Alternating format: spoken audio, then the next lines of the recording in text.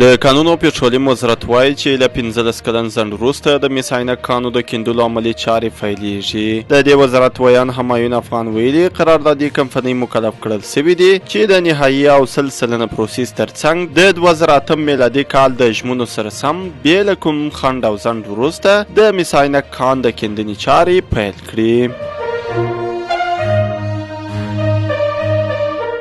د پوهنې سرپرست وزیر بلخ ته د سفر په ترڅ کې د یاد ولایت د ښوونیز وضعیت د ارزونې ترڅنګ د څه باندې 122 میلیون افغانیو په لګښت د شپږو پروژو پرانیسته هم کړې ده.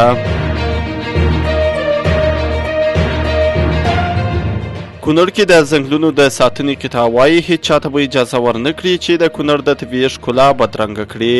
د کونړ امنیتي چارواکو خبرداری ورکړی چې له دې وروسته څوک د ځنګلونو وهلو په جرم ونیول سي د قانون منګولو ته به وسپارل سي.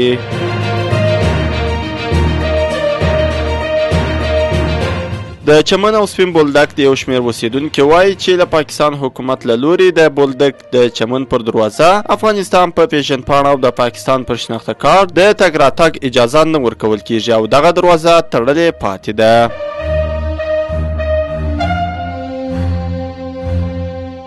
د امریکا له انتخاباتي کمپاین څخه د ولسمشر جو بایدن د وتلو دغه هیواد د ولسمشرۍ ټاکنو د پایلو په اړه چې څه کم 4 میاشتې ورته پاته دي پوښتنې راپورته کړي دي. د امریکا اوسنی ولسمشر 81 کلن جو بایدن ویلي چې د هیواد ګټې د دې غوښتنه کوي چې د امریکا له انتخاباتي کمپاین څخه لاس واخلي.